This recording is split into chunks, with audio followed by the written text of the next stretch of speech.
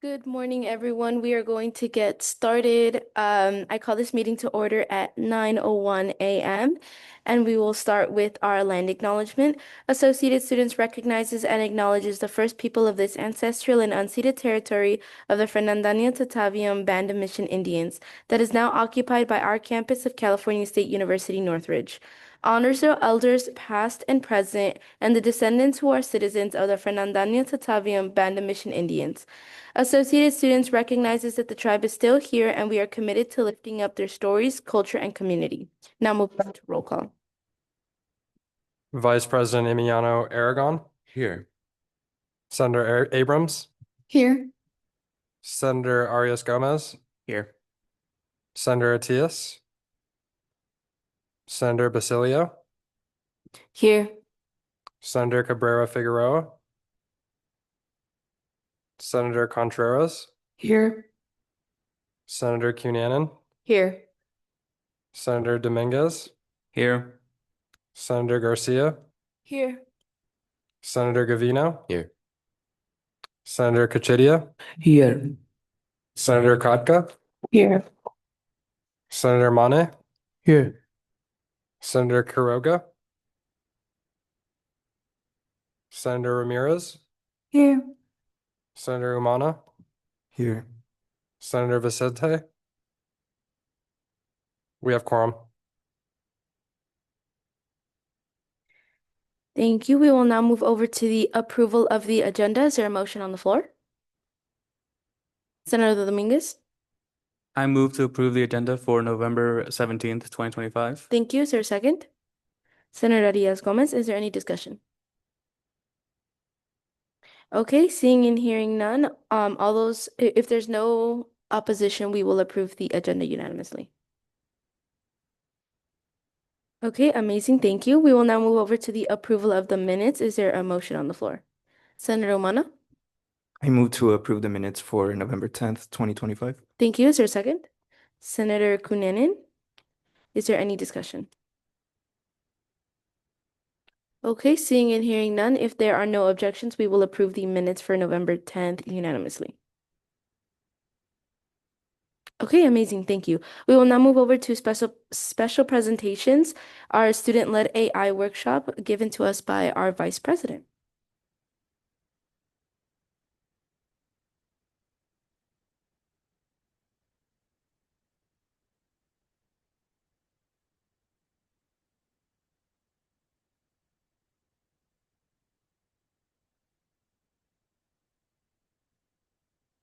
Okay, perfect. Good morning, everyone. I hope you all are well. So I want to give a little bit of background about this workshop and what I'm looking for today. So a while ago, IT and I started working on different ways of collaborating and spreading awareness on AI. And there are different ways that we got involved with them. A lot of you serve on AI committees, a lot of others serve in systems committee. So we have been involved that way. However, they also wanted to conduct several workshops with AI. I know that faculty is getting a specific AI workshop tailored to them. However, Celine reached out to me because she wanted to conduct a student-led AI workshop. So I will be helping her with this. So this workshop will be happening on this week on Thursday from 10 a.m. to 11 a.m. So that's going to be through Zoom. So today, this is our mock presentation. I already had an initial trial with them. So now we're hopeful to get more information from you all, what you think of the presentation, if there's anything that we can improve on. I especially am looking for, and this is something that, as I'm going through the slides, please make sure you provide me with feedback at the end. First of all, I want to make sure that I am advocating for students in the way of spreading information, so not trying to dictate whether AS has a standing on it or not, more so providing resources to students that we already have. Also, if I'm being clear with the explanations, with the processes, and also trying to demystify certain concepts that may be a little bit difficult in the beginning. So that is sort of the background of it. I don't know if anyone has any questions before we go into the presentation. It's also once again it's going to be through Zoom, so that's why I wanted to I'm not standing over there so that I can take care of it as if it was a day off. So hi everyone, my name is Álvaro Jimeniano Aragon. I serve as the Associated Students Vice President for this year, and I want to thank you for joining us for this student-led AI workshop designed by students for students. Because we understand that the best way to advocate for your educational journey is through the awareness and responsible use of AI. Before we go into the actual content of the presentation, I want to expand a little bit of what Associated Students is at California State University Northridge, which is the organization that serves as the collective voice of the student body in advocating for student needs and rights. So part of the advocacy that we make within our association is partnering with on-campus departments and entities to share information on of the different resources that are available for students. So this way, Associated Students is partnering with IT to hopefully bring awareness to you all on what AI resources CSUN offers. So regardless of your opinion on AI, this session is about responsible use, what it can do for your learning, and where human skills still matter. I'm not here to dictate for or against AI. I'm here to give you information and techniques so you can make informed choices, align with your instructor's policies, and keep building the skills your future career will actually rely on. So I really want to focus on this. I want to give you information as a tool of empowerment. So today, we'll be exploring CSUN's AI tools as options to aid in learning and academic success, as well as sharing practical tips on how to use them effectively.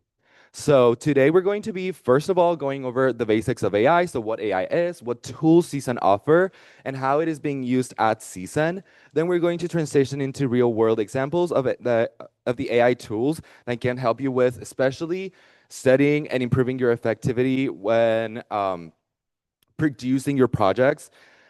Then we'll go into hands-on guidance on prompt engineering, so how to better ask questions to get better results. And then finally, we'll go into a demo and Q&A with all of us student leaders to hear your questions, perspective, and any concern that you may have. So let's begin the presentation by first going over what AI is. So AI helps computers think, write, and create like humans. And that way, it helps us understand, study, learn, and work more efficiently. So AI is a software that can generate texts. However, AI started with early automation. So things that now look basic to us, that was the background of AI. Now we can see AI in a more similar way with smart assistants, so voice recognition such as Alexa and Siri. Now generative AI is already around us. So when you are in Spotify and you get your recommendations, or when there's a DJ configuration, or when you go to Maps, recommendation on streaming apps such as Netflix. So today's AI can draft, summarize, and create media. However, it still needs our direction. For instance, right now, can I see who has used AI this week or the last week? I have used AI. So I think we're a little bit more familiar with what AI is. However, there are several different resources that CSUN offers and that I want you all to know so that you can hopefully use this as you go through your academic journey. So at CSUN, we use tools like, of course, we're very familiar, ChatGPT, Microsoft Copilot, Google Gemini, Notebook LM, Adobe Express, Firefly, and LinkedIn Learning for skill building. So the important thing to know about this is a lot of students are not aware that we get a lot of premium resources in these platforms with our CSUN.edu accounts. So by signing in with this campus accounts, you get often extra privacy and features.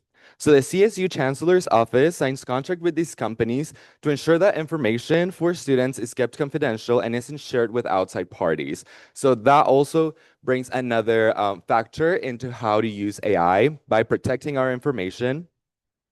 However, from this, it is important to know that, for instance, ChatGPT, you get immediate access to it. Microsoft, same thing. However, for Adobe Access, you do have to go into the IT Help Center to get set up into your account. Okay, so now that we know about the tools that we have within our campus, let's see how students are using that in their real life. First, I've seen that a lot of students are using AI to create study guides with ChatGPT. So they create key terms and lecture aims. They upload the files from within their slides that the professor provides, and then from there, they study to determine whether or not they're confident with their learning once they go into an exam. Another way of real world daily use is summarizing research papers. So as students, we understand how intimidating those papers may be. So definitely AI, especially Copilot, can help us with getting rid of that fear of sitting down and making sure that our knowledge, we can digest the knowledge from the research papers. Once again, we're not letting AI do our work, but rather is helping us digest the information. Lastly, a lot of us are using Adobe Express for image generation. So a lot of it is we create logos, we create different images that we can further use in different presentations for our classroom settings. So today, let's first use ChatGPT to go over a demonstration on how students are using it and how you are able to fully use this for your educational journey. So when you log into ChatGPT with your season accounts, you get this interface.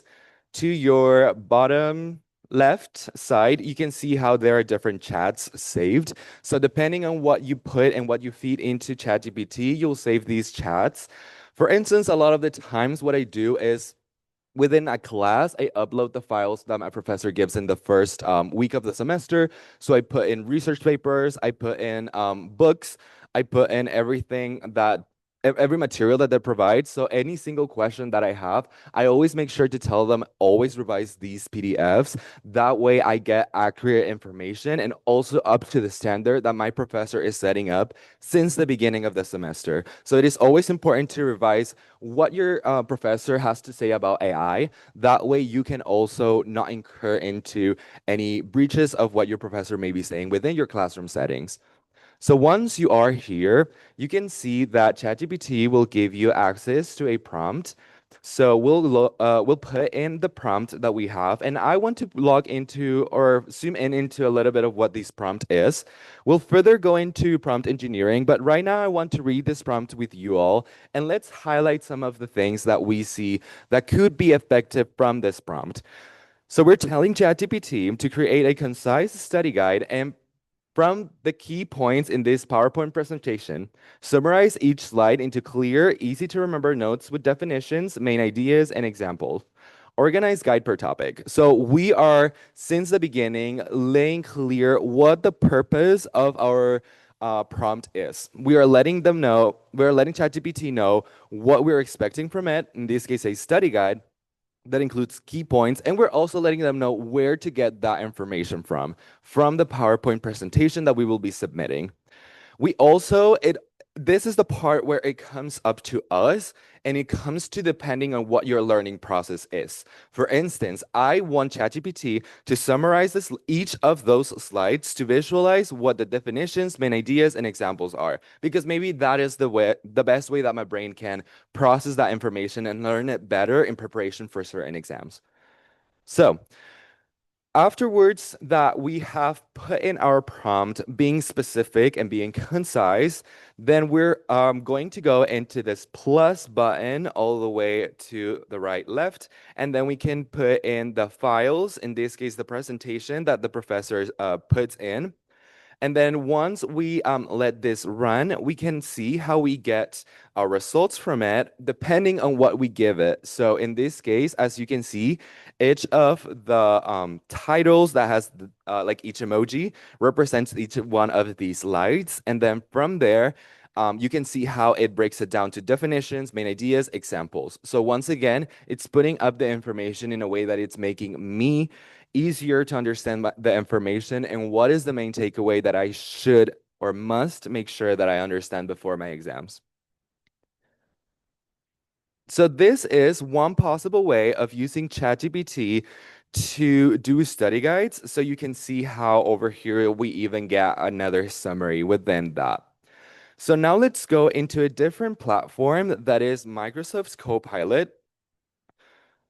So once we log in into Copilot, we see something similar to ChatGPT. We get a interface that gives us a prompt. So over here, we're going to now, instead from making a study guide, we're going to give it a research paper. And once again, within our prompt, we're being concise and we're being effective by letting it know that we want to summarize a research paper.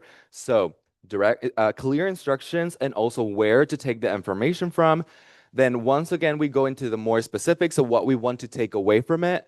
So a lot of research papers are really wordy. So sometimes students feel confused or they feel overwhelmed once they go into reading all of that research paper. I know I've been in that situation. So by asking ChatGPT, in this case, Microsoft Copilot or just general AI, to list the main topics, key ideas, and findings in simple terms, and then finally write a short paragraph explaining what the paper is about and why it matters. By giving me those types of details, I will make sure that I am actually taking away what the paper is trying to reflect, while also making sure that it is presented in another way. So similar to what we did in the past, we're going to upload files. In this case, instead of our presentation, we'll put in our research paper. And of course, it's always good to be cautious about it. So once we get the information from AI, always revisiting the paper. Once we kind of understand what the main key points are, then we look for them in the research paper, right? It's always about building those learning strategies that the professor gives or sets up on their syllabus in the beginning of the semester. And through the use of AI, we can make sure that we are understanding those things and making things more efficient, because we also have other classes, right? So as you can see over here, by being specific and by detailing what we want to take away from it, AI will give us the main topics from this research paper, the key ideas from it, findings, and then at the end, the short paragraph with what the paper is about and what it matters. So, of course, it's always good to summarize those research papers, and depending on what the prompt of your assignments could be, you can even ask for further details or other different topics that you can get more information from. Another way of using AI, it's going to be through image generation. So for this, you also have access to Adobe. Once again, you do need access through the IT Help Center, so they can help you with getting that account. So we log into new.express.adobe.com, and we'll get this interface, which is a little bit more different than Microsoft or ChatGPT. So I want to make image generation, right? So I am going to go into, in this case, select the generative AI option. And from here, I'm going to choose a generative image. So once we're here, now we see a much more familiar interface. So we'll get a space where we can put in the prompt. So in this case, we're going to copy paste the prompt, and seeing now we're still being very specific with what we want, being very illustrative about what we want that image to look like. And notice how at the end we even added a certain reference so that AI can also further do research on it, on how the image might look like. From here, you can choose different settings on what the image will look like. So you will be able to select relevant style information. So in this case, I want it to look like a photo. And then under movements, I will choose minimalist. And then there are different sections. So for instance, under themes, you can also choose hyper realistic. So similar to ChatGPT and other AI interfaces that you may be more familiar with, once we let it run, in this case, it's going to give you 4 different images from AI. So you can see over here and you can choose from which one is the most accurate to it.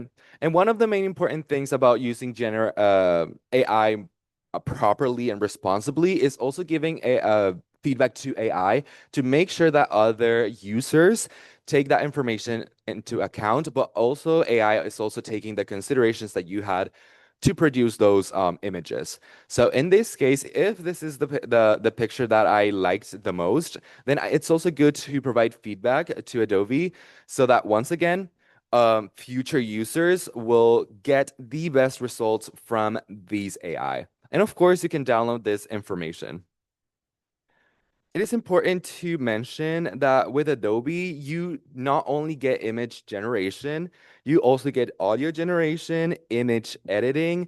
For instance, there is a function within the podcast section that you can clean up different audios. So it's not only image generation, but there are different ways of how we can use AI within our classroom settings and within different areas, so within different colleges. So an important thing that I've been mentioning is how we can make our prompts specific so that we get accurate information from AI. I haven't put in a term for this. However, everything that we have done so far is called prompt engineering. So the prompt are the instructions or the input that we give AI, especially to generate a specific response. So in these slides, you get two different sections, bad prompts, and then good prompts or using prompt engineering. So let's begin on the left. Yes. Okay, so for instance, a bad prompt would be to tell me about climate change. Things that we notice from here, it's too broad. It's also not letting AI know what different resources we want to access. It may give us information from Wikipedia, right? Things that may not be as thoroughly reviewed as delimiting our sources of information. Also, climate change is also a topic that is very broad. So if our instructor is asking us for making an essay that is about climate change, we might possibly want to talk about one or two topics that it's important to let ChatGPT know or AI know about so that they can give us specific topics on it. So to turn this bad prompt into a good prompt, it would be summarize key points from recent research on how climate change impacts California's drought patterns, highlight two areas I could explore further for a short research paper. So good things within these prompt. First of all, we're being specific by including a topic that is not as broad as climate change, but rather I know that I want to talk about California's drought patterns. So I make sure that the information or the results that I get from it reflect that my prompt engineering. Also, the length is completely different, as well as the tone and the format, which sets it apart for AI to understand that this is a serious prompt and that we will be using that information for something that is also serious to us. Once again, we're adding context. So who it's for and what you already know. So summarizing, we're being clear and concise as to what we want to get from it. And then key points from recent research. So we're setting up the AI to understand that we only want information from research papers that could also help us with getting those research papers for us and for our understanding. So once we may be able to get those research papers, you may be able to go individually to each one of those sources of information. And then once we are there, review all of them and making sure that what AI gave you, it's accurate to what you're going to be writing down in your instructions or in your process or in your final paper. In this case, something that I really, really like about this prompt is highlight two areas I could explore further. So we are not only asking for ChatGPT or AI to just give us a prompt or just give us the information that we want, but we want it to challenge our thinking process, right? We still want to develop the ideas for critical thinking. So by getting more information that we may not be already aware, we can further explore different areas and we can make sure that our research paper is as rich and is as updated as possible. Let's go into a different example for prompt engineering. So about prompt engineering would be, give me tips for studying. Once again, super, super general. We are not letting them know why we want to study, what we even want to study for, right? The way of studying may be completely different from one department to another, one college to another. So, in this case, by being a good by submitting in a good prompt would be suggest a weekly study plan for a full-time student balancing two part-time jobs, focusing on realistic time blocks. That sounds much more familiar, right? A lot of us have different jobs on campus, different responsibilities that we need to attend to. So sometimes the studying that is traditional does not apply to us. It's unrealistic to the expectations that we have in real life. So by also putting all of these details within AI, that can give us different tools on how to study effectively with the limited amount of time that we may have. So we are once again being concise and specific to the topic. We want AI to suggest a weekly study plan. So not only a day or maybe a study guide, but rather a plan throughout our weeks for a full-time student. So considering that we may be taking different other classes and maybe including all of those classes study times within the time frame of that week. As well as also balancing those two part-time jobs. So understanding that we may not have those traditional 3 hours per credit standard, and focusing on realistic time blocks. So once again, by adding context, defining who it's for and what limitations we may have, we will get a prompt engineering message, which is, of course, as detailed as possible. A last example of prompt making is write a script for a presentation. That super general. What presentation? What do you want to accomplish? Who are you giving that presentation to? What modality it may be? Also, as a presenter, what does it work for you? Do you want to make a script and it's like super detailed, or do you want bullet points? Do you want keywords? So all of that could be prompt engineered in a different way to now suggest ways to make a class presentation and climate change more engaging for my audience. Possibly you maybe already have the information from your presentation. So put it into AI, and then from there, making sure that my presentation engages the audience, gives us a different perspective on things that we may be already working on so much that we get to a point where we further need feedback on what we are doing if we don't have that peer review process, right? So we have seen different ways of how prompts work. In this case, tips for better results will always include being specific. So including the topic, the length, the tone, and the format, adding context, who is that for, and what you already know. So including any documents that you may already have from your lectures, or any information that you may have already discovered. As well as always getting, once you get those answers, it's always good to iterate. So trying again, refine, compare different outputs. So never rely too much on it, but rather always making sure that you're reproving that, and that you are also making sure that it reflects what your professor wants you to get out of the course. So we'll go into a demonstration right now. So we are going to be doing a study guide. So I am a medical technology student. So sometimes for me, reading or memorizing the slides that my professor gives me is not enough to make sure that my understanding of the topic is well enough for my exams, right? So today I'm going to be asking my own I'm going to be using my own slides to ask ChatGPT to create a study guide or quiz questions. So let's go into that. So this is my ChatGPT that I've used with my own CSUN.edu account. So in this case, I already have prepared this prompt. So I am studying evolutionary biology, my class, and I want to create a concise study guide for speciation. So that is the topic that I really want to understand. Maybe I'm having difficulties, or I just want to test my knowledge before the exam. For this, I want this study guide to include 10 key terms with definitions, and I put in parentheses what maybe I want to focus on. So for instance, I want AI to highlight the comparison of the species concept, because that is a main thing that I know I will be tested on in my exam.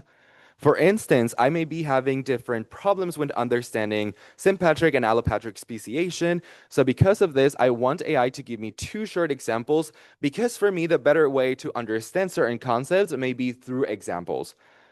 And at the end, I want a 10-question quiz that can mix multiple choice answers with short answers so that I can answer to that and I can make sure that my understanding of these questions is reflected with what I'm going to encounter in my exam. So these can also serve a lot for students that have a lot of test anxiety, students that understand the concepts, that learn the material, but when it comes to the time that they get to the classroom, all of that anxiety really gets to their results. So it can for sure also help that way.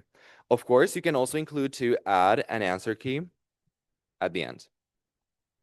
Once again, I'm going to add a file and I'm going to be choosing the speciation lecture. So in this case, once again, I already have annotated all of this lecture. I have put all of the material over here. So once again, it's my process is something that I've worked with in my lectures, but now I want a different way of how to test my knowledge on it. So hopefully by making sure that my knowledge is ready to see it in different settings. In these cases, I always like to choose ChatGPT 5 Thinking, which is, of course, something that you can always change just so that ChatGPT can thoroughly revise the material that I am giving it and can also give me a more thorough answer. Of course, it does take a little bit more time to get the results, but it is always up to you to put the different modes that ChatGPT has in order to accommodate to your learning process. So you may want to do thinking for duties that are a little bit more difficult. So for instance, that research paper, it may be worth it to make sure that that is put on into a little bit more thorough thinking within ChatGPT. So here is what I get from this from the results. So here's the speciation study guide with an answer key. So once again, in the beginning, I asked for 10 key terms and definitions. So it gives me the 10 definitions that I must make sure that I memorize. So these are the things that I'm just going to directly just sit down and memorize. Also, as you all were aware, I put it to highlight the species concept. So in this case, it includes species, but it also includes the biological, morphological, phylogenetic species concepts where I know I'm going to be tested. So I want to make sure that I'm delimiting that. And notice that also here it highlights what it is important to know. So those distinctive factors that I must make sure that are that I understand. And notice how even at the end, because I put it to highlight the species concept, it gives me also a comparison chart. So it gives me what the key criteria is, and then also what strengths and limitations they have to further understand this topic so that now I can explain it within my own words and within my own resources. So now we go into the examples that I asked for. So with allopatric and sympatric speciation. And then at the end, we get the 5 multiple choice questions and then the short answer questions. And of course, with the answer key over here. A useful key or characteristic that I think is super useful from this is that you can ask AI to turn the key terms into digital flashcards front and back into CSV format. So basically, the AI will give you a text that looks like this. You can download this text and you can input this file into platforms that are flashcards. So for instance, Quizlet. If someone is familiar with Quizlet, you can just upload this format and they'll just do immediately the flashcards. You don't need to do anything. So of course, Quizlet is another way of testing your knowledge, making sure that you're reviewing your flashcards through games, to different ways of memorizations. Of course, all of them to make sure that we are being accessible to your learning process and to what works and what doesn't work for you to understand better. So this is one way of using AI with the different resources that we have at CSUN. So of course, you can always ask Copilot that has a similar interface from ChatGPT to summarize a research article or revise a paragraph, things that we have already done in the demos. So now let's go a little bit more into what image generation is, and also what are some do's and some don'ts within the usage of image generations. So it's always important that we confirm appropriate use with professors when using academic work. So once again, it's always worth to revise the syllabus from each of your professor to see what that professor has to say about AI. It's always making sure that we are adhering to the policies from within our classroom settings and always respecting what the expectations of our professors are. It's always important to cite generations properly and appropriately. So for instance, this image has that citation all the way to the top right. So also, it is important to share feedback. So once again, once you get that ideal image generation, and now you can make sure that you give that feedback to the tool so that you can encourage similar results in the future for yourself and for other users. Explore and experiment with different styles and prompts to see what best suits your needs for the project at hand. Okay. Some don'ts from image generation would be to request inappropriate, explicit, or graphic imagery, and also to never claim the image as your own or original work. So there are some key takeaways that I want from this workshop, which is once again, making sure that you get information as a tool of empowerment for your education. So I want you to know that AI helps you learn smarter, not lazier. So always fast checking and thinking critically. We are the ones giving it the prompts and we are the ones managing that information. So it's always important to not just copy paste that, as many of our professors have that sort of fear when using AI within classroom settings. So it's always good to challenge that process within us. If we're getting this information, if we are getting this facilitation of obtaining information, then we must make sure that that is adhering to the learning objectives from within our classrooms. We can use AI for brainstorming, organizing, and improving our own ideas. So great results will come from clear and detailed prompts. I highly encourage you all to explore trusted campus resources by visiting the CSUN IT AI Communities website and also the CSU Gen AI student community. Within Associated Students, we are always dedicated to maintaining transparency and making sure that we are representing students in the best way possible and as accurately as possible. So today, right after this workshop from 11 to 1 p.m., we're going to have our town hall. So please come so that you can connect with us, with myself, with the AS president, and different student leaders, the senators, and cabinet members, so that you can come to us, maybe explore different ways of how using AI, what that makes you feel, what is your standing on AI. So please make sure that you come, and there are going to be light refreshments. However, another thing that we're also working on is making sure that we reflect as CSUN our opinions from students. So we have created the AI survey. So if you scan that QR code and submit the information, you will be entered into a giveaway opportunity, and it should take maximum 10 minutes, but it will really help us to understand what students are feeling within CSUN and how we're best able to advocate for our student needs and rights. Thank you so much. And now we'll go into any questions.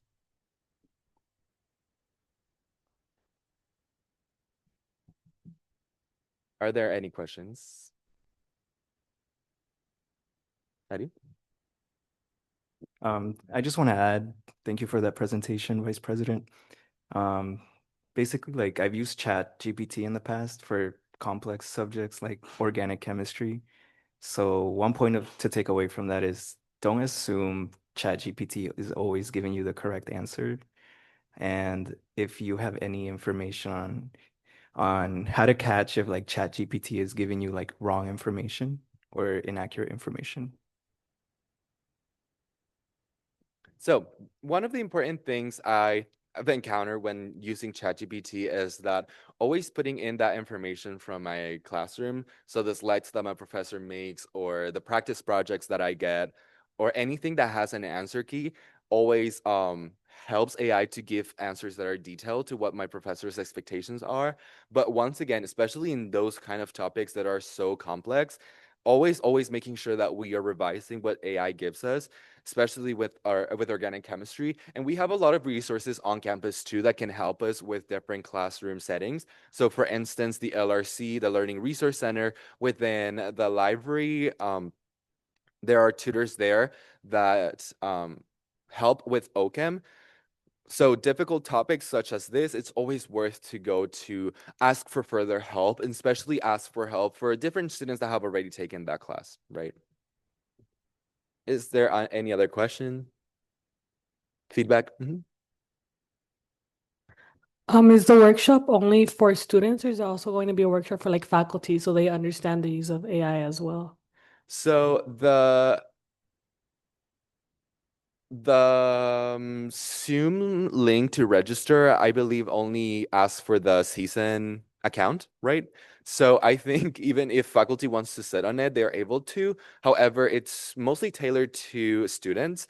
For my understanding, is that professors will be getting a specific AI workshop. So of course, Aline can provide more information in regards to that, but if professors wanted to sit on this, I think they would be able to. Next. In terms of students getting like all the Copilot and all that stuff for free, does that also technically apply to like students that aren't considered full-time? Because I know there's variations on like what students have access to, whether they're full-time or not. I think all of this is through your my.season.edu account. So I believe if you have that season email, you will just get access to it.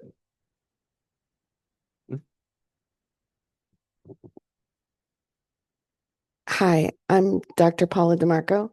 I have a comment to your presentation. I don't know if you can include cultural bias with the construction of ChatGPT and OpenAI and the way it's built. There's a lot of stereotypical and biased references, and you might want to include that, including image creation as well. Thank you so much. I will make sure to include that. Isha?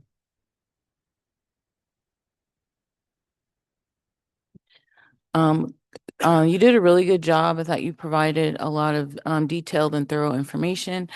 I like the demonstration. You had really great voice projection. The only thing I would recommend is like slowing down a little bit and having a little bit more pauses in between like different topics and stuff, because it kind of all melded together a little bit. But I think you did a really good job on your presentation. Thank you. Any further feedback? Yeah. Yeah, no, great job on the presentation. I think you did a good job of trying to balance between, promoting the material and just generally informing the students.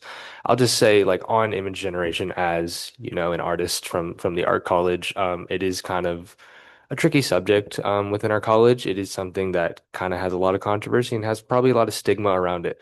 There's not a lot of people in my college that are using AI for image generation. And of course, the workshop is for everyone, regardless of college. But I think that would be nice to note that, you did a great job at kind of noting it during the text part that, AI can be an extension, can help us learn smarter, not lazier.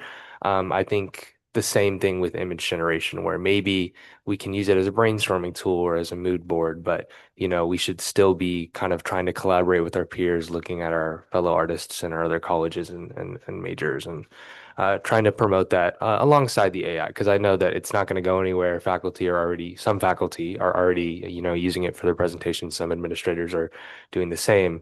But just always supplying the alternatives for students that, may not be as inclined to it would be good as well.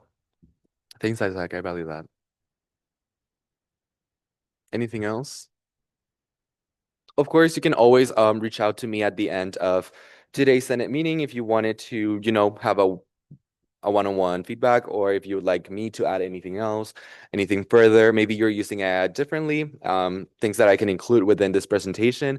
At the end of the day is how students are using AI. So at the end of the day, we want to make sure that all their students are also using that within their academic journey, of course, if they feel compelled to doing so. So anything else? Okay, thank you. Okay, thank you so much for the presentation. We will now move over to open forum. Open forum is intended as an opportunity for any member of the public to address the Associated Student Senate regarding any issues affecting CSUN students. Speakers are allowed 3 minutes each to speak. Please sign in using the clipboard for minute recording purposes. Yeah, let me just get my hat. Oh. Curious. Ooh, I think I recall something about last Monday. There was some talk about the Seattle Seahawks beating the Los Angeles Rams. Yeah, 49ers, old news. Right, it's not like your defense was like Track. pulling. Absolutely. Don't worry. Yeah. No, your defense was pulling a lot of, I don't know, illegal stunts on our offense, and that's what caused us to lose. But we won't talk about that. How many interceptions were there? Anyway, happy Monday, y'all. For those of you who don't know, my name is James Forrester. I serve as the AS Programs Manager. I'm here to provide you all with an update of our events that are going on this week.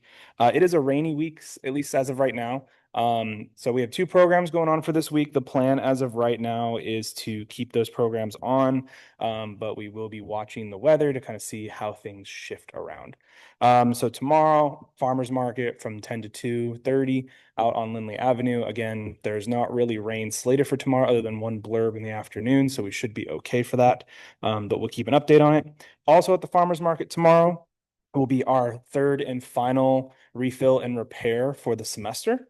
So if you want to bring a glass jar to fill up soap, shampoo, conditioner, all that kind of stuff for free, please make sure you let students know about that option, as well as if you have any clothing items that need to get repaired or sewn, a button comes off or there's a hole in it you want to get patched, those services will be provided for free as well at the market. So that's from 10 to 2 in Matador Square. And then on Thursday, as of right now, it's supposed to rain more towards the evening time on Thursday, but we'll see if that gets shifted from late night, because I think it's also going to rain Friday. If it moves to Thursday, we'll keep an eye on it. It is our final Thursday thrift of the semester. It's our holiday special event as well, too. So we'll have a large number of student vendors out there. Our repair folks will be there as well. So if you bring something Tuesday and you can't get it repaired, you can get it repaired on Thursday. We'll be giving out a lot of our free clothes that we've been collecting as well for students. And that's all from 10 to 2 out on Baramian Lawn. So yeah, that's our programs for this week. Just a quick note, next week, because it is the week of Thanksgiving, we are not doing any programming because we see low number of students on those days.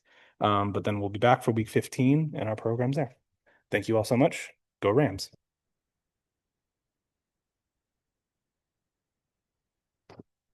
Thank you. Is there anyone else here for open forum? Preferably no Rams fans. Okay. Well, if there's no one else for open forum, we will move on to reports, starting with mine. Good morning, everyone. It is nice to see you all. I'm freezing, but it is okay. The rain is not for SoCal people, and I've come to realize that very, very late.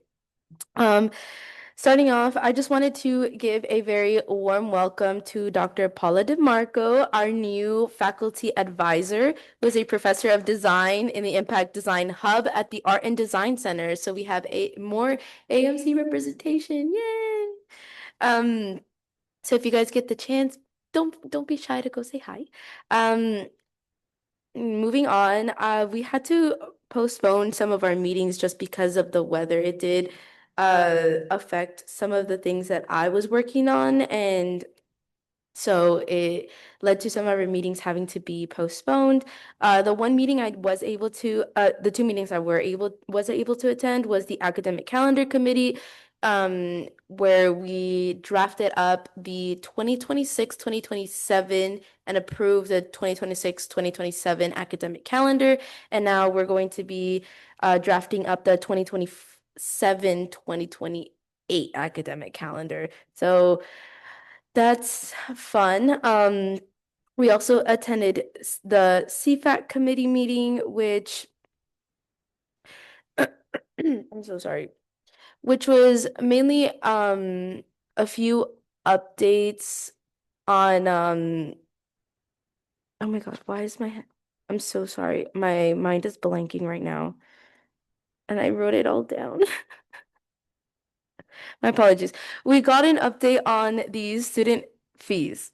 It was mainly a discussion about what fees our university does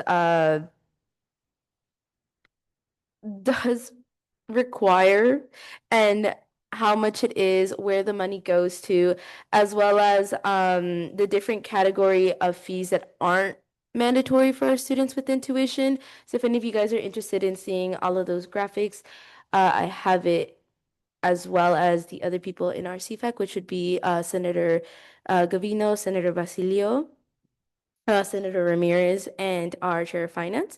So if any of you guys are interested in seeing the graphics on that, please let me know. Moving on to this week, I only have one committee meeting because a lot of faculty, staff, administrators would prefer not to schedule in November just because they are getting updates on various different things and their focus is on trying to finish off the semester. So a lot of our meetings are being pushed towards the mid-December, so I don't have a lot to do this week. Except for the MATA Card Committee. And I will be attending the Go Baby Go project showcase, which is this Thursday at 10 a.m. So if any of you guys would like to see the little toy cars that we had approved funding for from our Philo Fund, they are putting on a showcase at 10 a.m. this Thursday. It's a great opportunity to see how the extra funding that we approve can benefit a lot of our students' projects. So if you guys are interested in going, it's going to be at the Autodesk Technology Engagement Center. The building is yet to be determined, so I will hopefully get an update on the building, the room number. My apologies. Also, this Thursday is going to be the AS Matador Connections, which is from 11 a.m. to 1 p.m. So sorry. From 11 a.m. to 1 p.m. So if any of you guys are planning on coming, please let us know so we can give you guys name tags. It is a great opportunity for all of us to connect with our student body, as well as just find some concerns that we could possibly address within the next semester. And then my final announcement is that the CSU student trustee Carson Fajardo has arranged a meeting to meet with all of our AS leaders at 11 a.m. this Friday. Right now, the only people that have RSVP to go is myself, our Vice President, our Chair of Legislative Affairs, Senator Arias Gomez, and Senator Vicente. So please, if you guys are interested in being part of this conversation, it is not only a really great opportunity, but it is also one of the privileges you all get as student leaders. So it is something that I would like all of you guys to take advantage of or try to find a opportunity to go. So please let me know or let Denise know by the end of today, as we need to arrange rooms, we need to arrange refreshments, and we need to make sure that we are able to accommodate for all of the students that want to go. So please, please, please let us know by the end of today. But that is the end of my report. Are there any questions? Senator Quiroga? Permission to be recognized. Granted. Senator Cabrera Figueroa? Permission to be recognized. Granted. If there are no questions, please, I will move over to our Vice President Jimeniano Aragon's report. Thank you. Hello, everyone. So I will begin by saying I did have to take some time off last week. So thank you for your understanding and thank you for your support. I needed it physically, so. However, that does not mean that I was not busy. So I did meet with Tony Arias from the Department of Police Services. So we are trying to put together a space for student leaders from clubs and organizations to get feedback on the DPS practices. So we want to make sure that we are building up a space where students can come in, let them know how they felt and how they're feeling with their practices, and ensuring that they are following through with their actions. I think there is a lot of feedback that DPS can use, especially after the events that happened in October. So for sure, that is something that I will be really working on. And also within our discussions, we suggested codifying the at least monthly meetings with DPS. So that is a legislative referral that hopefully today will be sent to a committee. I also prepped for AI workshops. So I had a meeting with the IT department, the ones that are in charge of instruction with AI. So they helped me with preparing, with making sure that I was ready for today. I also met briefly with Cynthia Greco from advising, and the main thing that I was asking for is how the different colleges are going to start handling advisement appointings. So, for instance, something that was brought up in a conversation during our last Senate meetings was a lot of advising colleges ask for give us a phone call. Another one's come in person and we'll schedule that. Another one, we have a Google form. The other one is we have EAB. So I was asking if there was going to be a standardized way of making those appointments, and Cynthia let me know that they were working for 2026, I believe, to have everything work through EAB.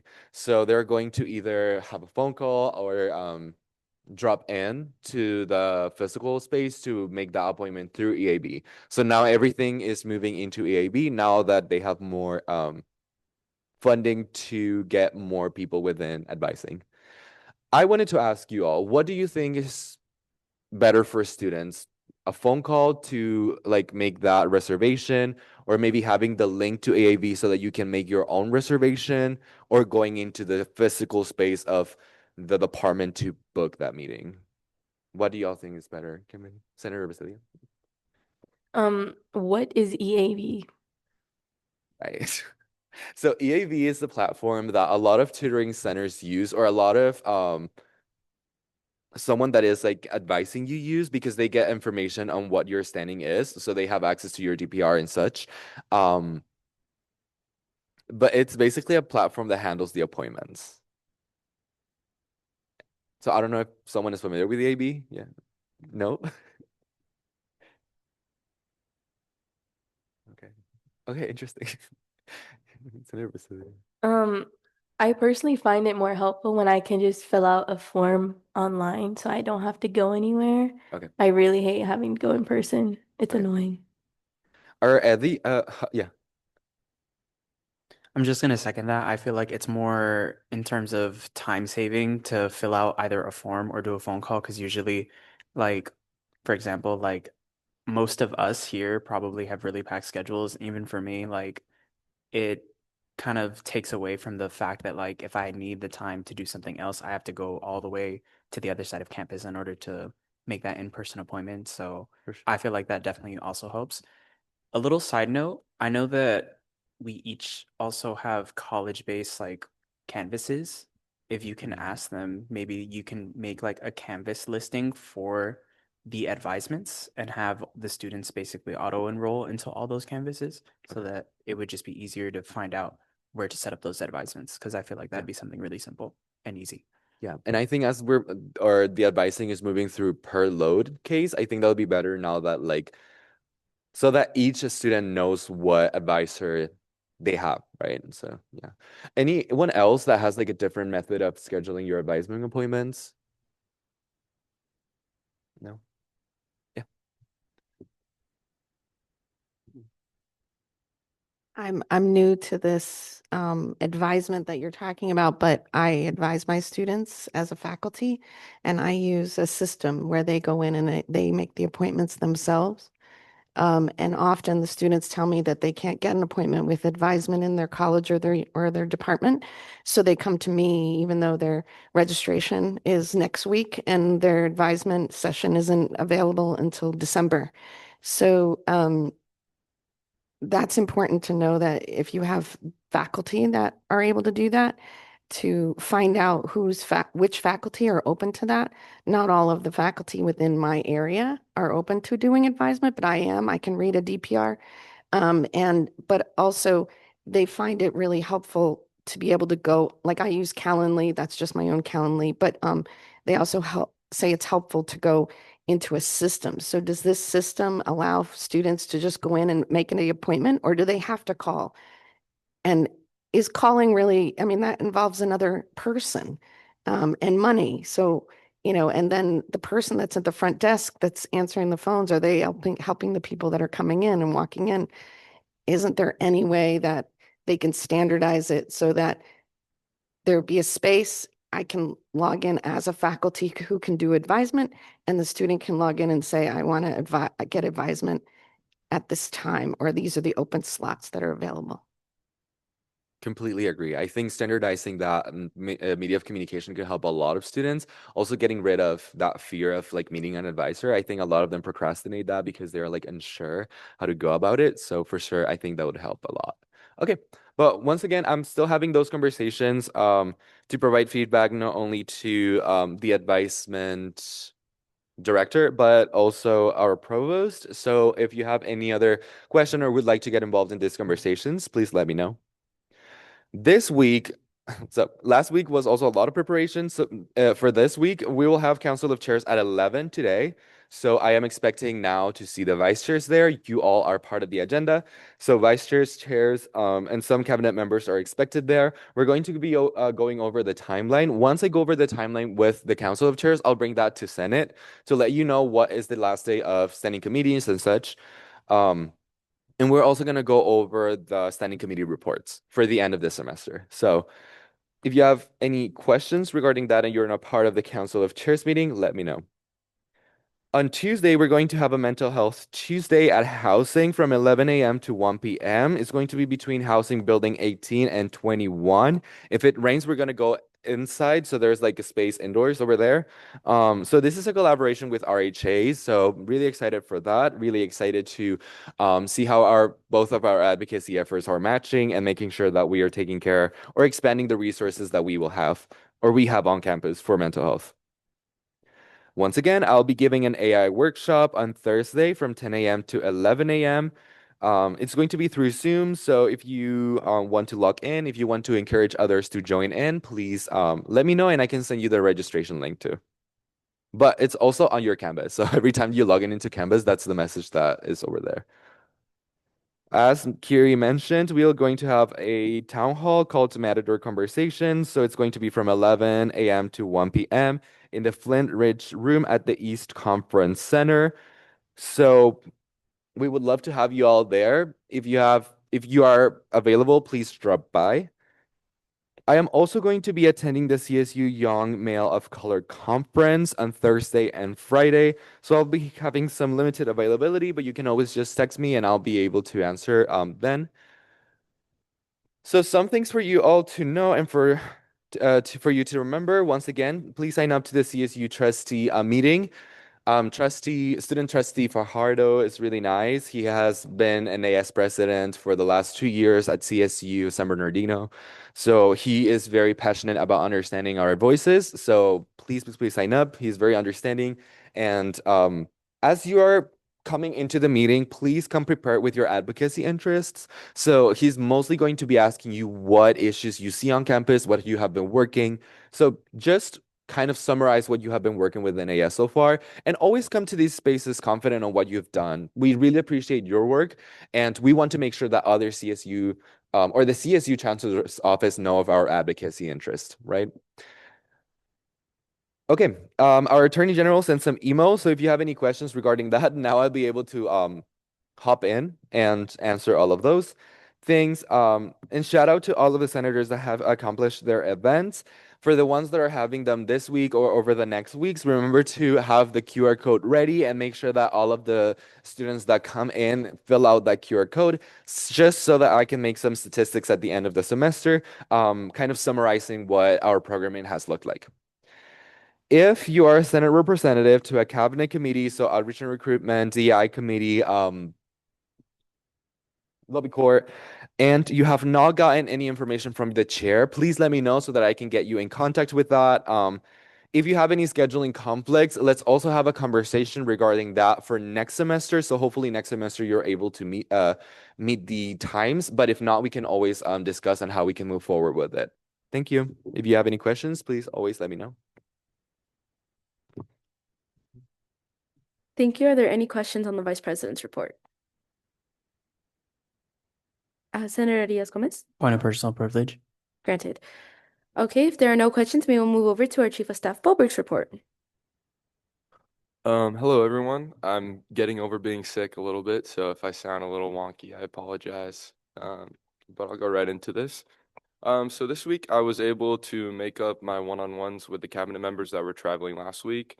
And I used this time to assist our chair of outreach with preparing for her first committee, which will be happening this week. And then I just continued to outline procedure with our Attorney General. I also attended the elections committee this week where they finalized their elections calendar, which will be coming on the agenda next week for Senate. I also attended University Affairs, where they continue to do great work on their legislative affairs. I attended the Humanities Senate event, which was really fun, and I was able to connect with some students that are within that department. And I'm continuing to plan and outline our tentative cabinet project for the end of this semester. I'm greatly appreciative of the proactive efforts of my cabinet members who are assisting me with this project within our very limited time frame. And we will further discuss this in our cabinet meeting, and I hope to have a more finalized outline for my report next Monday. Then I'll go into our Chair of Ledge report. This week he had his lobby corps meeting where he finally got the full team together and is beginning to plot out the plans for this upcoming semester. He also attended the 2025 California College Affordability Summit and heard several keynotes on college affordability, including a phenomenal panel hosted by our wonderful president. For next week, he'll be having his lobby corps meeting, and he will also be attending the Northridge East Neighborhood Council, as well as have his one-on-one with me. And we'll also be attending the CSU Young Men of Color Conference with the Vice President, as he mentioned in his report. Then I'll move on to our elections report. This week, she met with her committee, as I mentioned, and approved the 2026 election calendar, which will be presented to Senate next week.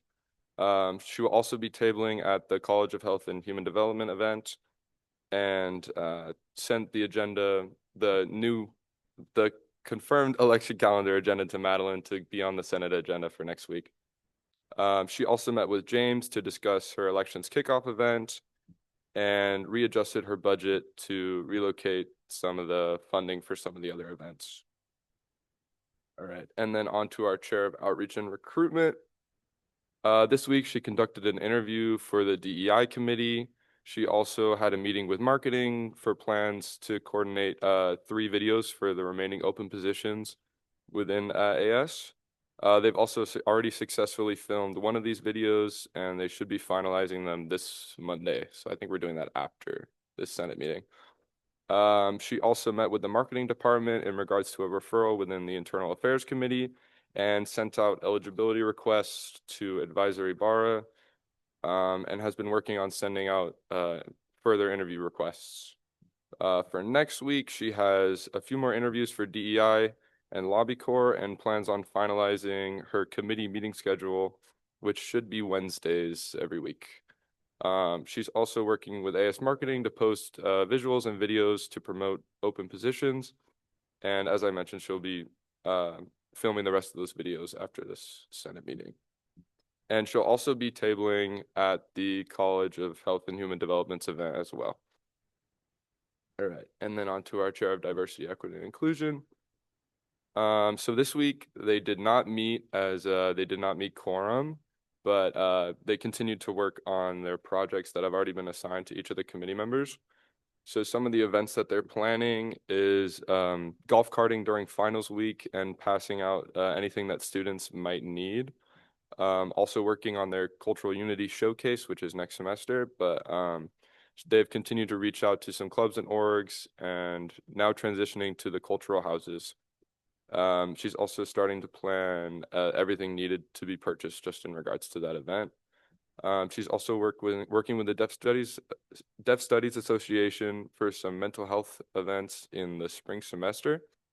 And then as the president and the vice president mentioned, Matador Conversations will be happening on November 20th from 11 a.m. to 1 p.m. And they're continuing to send out blast emails to clubs and organizations that are going to be attending that event. She's also working on hoodie designs for the DEI committee and working with the vice president on a social media series highlighting organizations that are available on campus. She's going to continue having her one-on-ones with clubs and organizations on campus to make sure everyone is supported in regards to diversity, equity, and inclusion.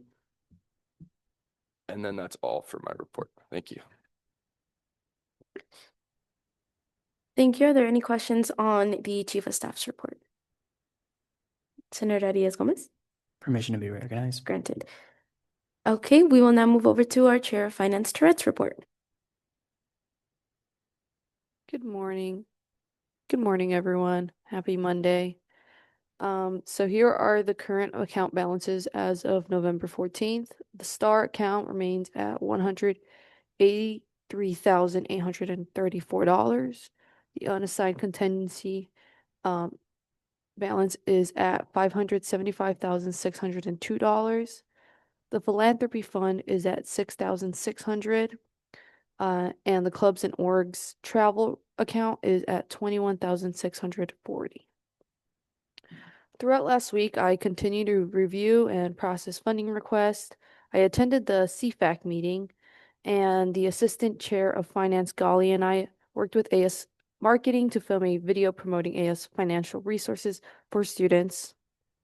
Now, looking ahead, I will be attending the internals meeting, the cabinet meeting, and I will also have my one-on-one meeting scheduled with the Chief of Staff.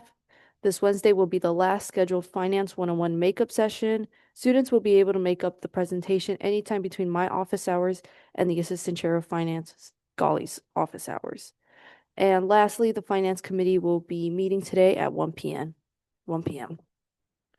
Now moving over to the Assistant Chair of Finance's report. Over the past week, the Finance Committee approved 2 funding requests, one for sports clubs and another for the CSUN American Marketing Association. I attended the University Affairs Committee meeting and continued supporting ongoing discussions regarding the legislative referrals. On Friday, I attended the University Planning and Budget Group meeting, and earlier that day, Chair Tourette and I filmed our finance introductory video with the marketing department, which went really well.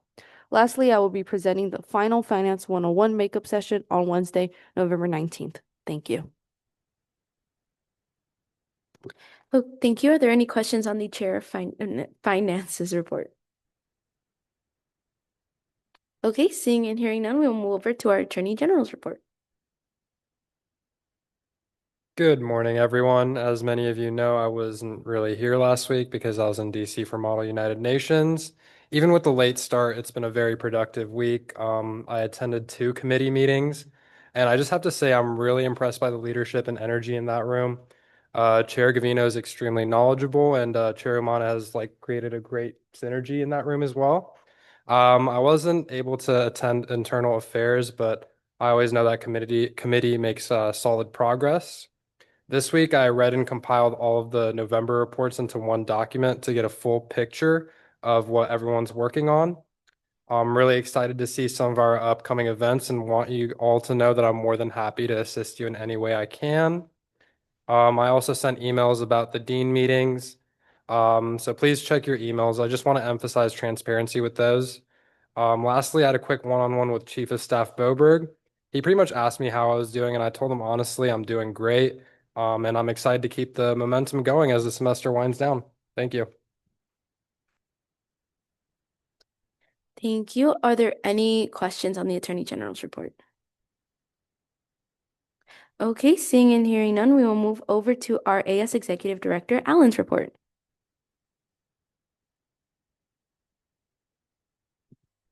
Sorry, I meant standing committees. I'm sorry. We will start with our external affairs. I'm so sorry. We will start with our external affairs. Chair Gavino's report. This is the 3rd week in a row. No, I'm kidding.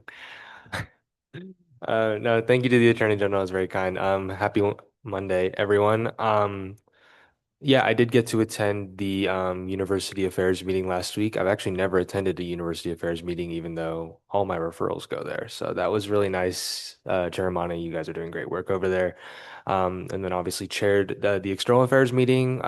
Still working on our referrals. The AI survey is still out. There are little flyers like this in the office. Thank you, Daniel. Please pick some up so you can hand them out to your faculty so they can give to their students, to give to other students at club meetings, around whatever. Yeah, that'll still be open for a couple more weeks when we will close it. So we'll have time to write a report on that survey and that referral. But I've gotten a lot of good feedback from people so far saying that they're filling it out, enjoying the questions, all that. Yeah, for our other referrals, we assigned all of our action items for our follow-up referral on the 2 Senate bills that we'll be following up on. I told senators to reach out to their respective, campus entities to do so, and they've been doing that, so that's great. And then we have 2 more referrals next week, which I don't know if we'll have any more this week, but I think those will be our last ones. So if you're interested in any of those, please stop by Wednesday at 4 p.m. in the USU Executive Boardroom. I also attended CFAC. That was the last thing. Thank you. Thank you. Are there any questions on external affairs report? Okay, seeing and hearing none, we will move over to our internal affairs report with Chair Basilio. Good morning, everyone. As you all know, last week we did not have a meeting. I hope everyone had a good Veterans Day. I apologize for not being here Monday. I was also still in DC for Model UN. I did leave the committee with their AS department meeting assignments, along with the previous ones that they have, and we'll have some more updates regarding them regarding those next week. So if you would like to listen in on our meeting, or I'm so sorry, guys, or would like to add to discussion, please join us tomorrow at 4 p.m. You already know where, period. Thank you. Are there any questions on the internal affairs report? Okay, seeing and hearing none, we will move over to our university affairs report with Chair Umana. Good morning, everyone. Hope everyone is well. Thank you, Attorney General, for the shout out. Last week, University Affairs Committee, we addressed all the new legislative referrals brought from the Senate. So I got in contact with the Dean of the Library, Emmy Decker, to discuss our new referral 2025-26-26022, access to the American Journal of Public Health. I also contacted the ASI president at Cal State Fullerton, Hanifa Syed, to inquire about their current system of club storage.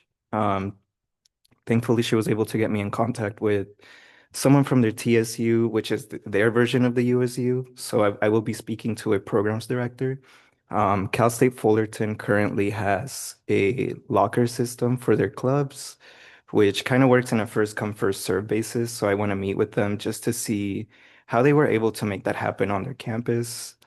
Last week, my Vice Chair Quiroga, and Assistant Chair of Finance Gali, they attended the Finance Committee on behalf of University Affairs, just to discuss our custodial fees referral.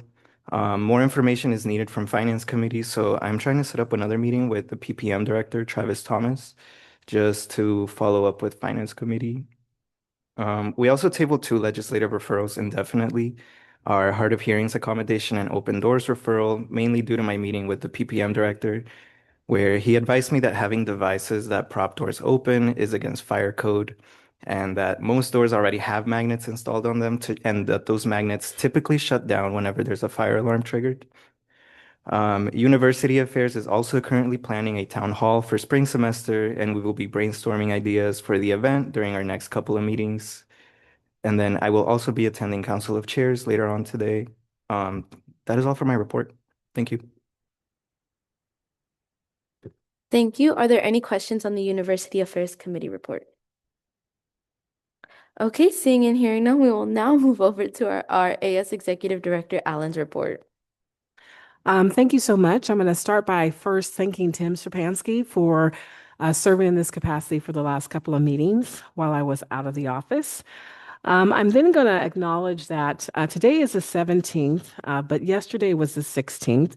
And as such, there were many national kinds of days. And so I think that they're kind of fascinating, and I wanted to tell you what they were. So yesterday was National Fast Food Day. It was also National Button Day.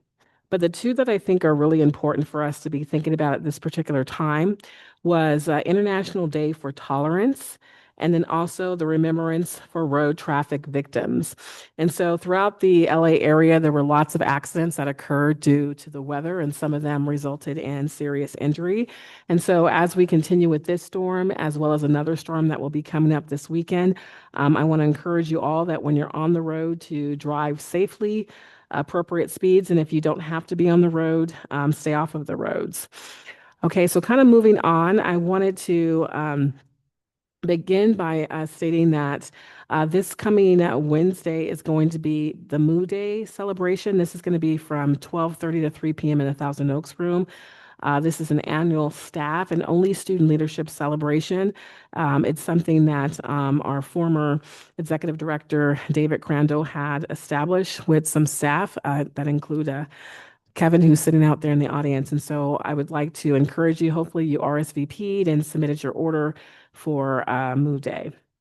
I also want to thank Hannah for her work in helping us get our faculty advisor here for the associate students. So we're very pleased to have Dr. Paula DeMarco here and serving as your new faculty advisor for the Senate. Last week at the Senate meeting, you guys approved delegation of authority, which was another critical document that is connected to our compliance audit. You'll be shortly starting to see a travel policy that has been developed and has been reviewed by the management team. And so that will be coming before you for approval here in the near future. We're also beginning the process of trying to solicit additional input and a slew of policies that we'll be writing over the course of this year that again are connected to the compliance audit. So we'll be sending out a survey not only to you, but also to our staff and our student staff to find others that might be engaged and interested in doing some policy development. Not this past weekend, but the weekend prior, I was up at San Jose attending the Association of College Unions International Regional Conference. And there's a couple workshops that I thought were critical and really fascinating. One was the keynote that was done by Dr. Pierre Cherel, who's actually a two-time CSUN alum. The focus of the conference was Mosaic in Motion. And he did, I think, a very powerful keynote that really talked about difficulties and challenges and how we can create things that are positive that comes through those seasons in our life that are difficult. And so I think I found that to be very powerful. There were also two programs that I think were really critical for students. One was called the Student Job Playbook. And so this is really looking at career readiness and the significance that needs to play in higher ed right now. I think it also aligns with our CSU kind of forward new strategic plan. So I'll be sharing more information about that with you in the future. In addition, there was a program that was called Closing the Student Engagement Gap, turning the student calendar into a roadmap for engagement and belonging. This one was really fascinating, and it was done by a person from England who's been doing some incredible work in not only London, but throughout Europe in terms of engagement and sense of belonging and how to leverage that by how you calendar and develop and implement programs on campus. So I found that to be very fascinating. I'll be bringing that information back for us to consider. The last thing I wanted to say about the ACUI conference is one of our own here within our student union, Samantha Liu, was awarded the Icon Society induction. That's a very significant induction within the association. It's about years of service. I was thrilled for Samantha. Samantha started as a student here and then a student assistant and then moved into working as a professional. She's moved up to the role of being an associate director. She is leading the Gateway Project. And so to see her be acknowledged for the commitment and her engagement that started when she was a student going to that conference was really a powerful thing. And so if you get a chance to see Samantha, just congratulate her on getting that distinction. And then the last couple of things I had wanted to let you know is that we also will be having later on an AS Winter Celebration. That's going to be on Wednesday, December 10th. So please mark your calendar so that you can attend that. And then I know that although James is already left, last week was Big Lecture, and so I got a chance to see Victoria Justice. Now, why that's kind of significant is when I got the contract and saw how much we were paying this person called Victoria Justice, I'm like, who is this person? And why are we paying them this much? Well, Victoria was completely worth it. I'm actually now watching her original television series. She was amazing, but more importantly, our students were engaged. They had a phenomenal time. They were waiting in the parking lot afterwards to try to just snap a picture, try to get her autograph, but she was very student-centered.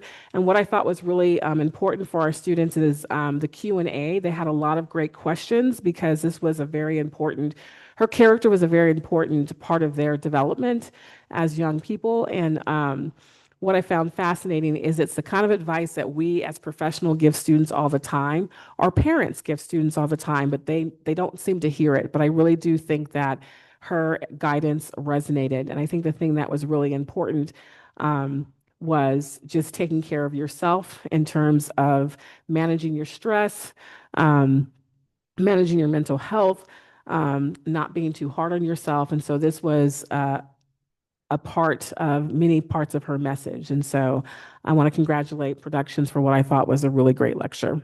That's it.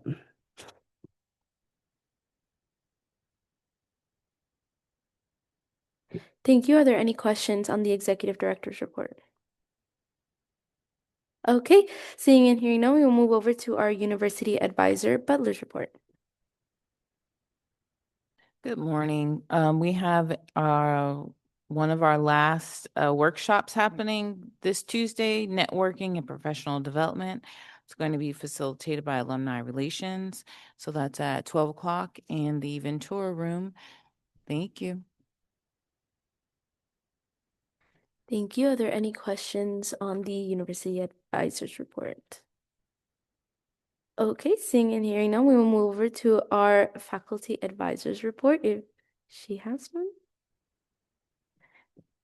It could also just be a brief introduction if you'd like. Okay, hello.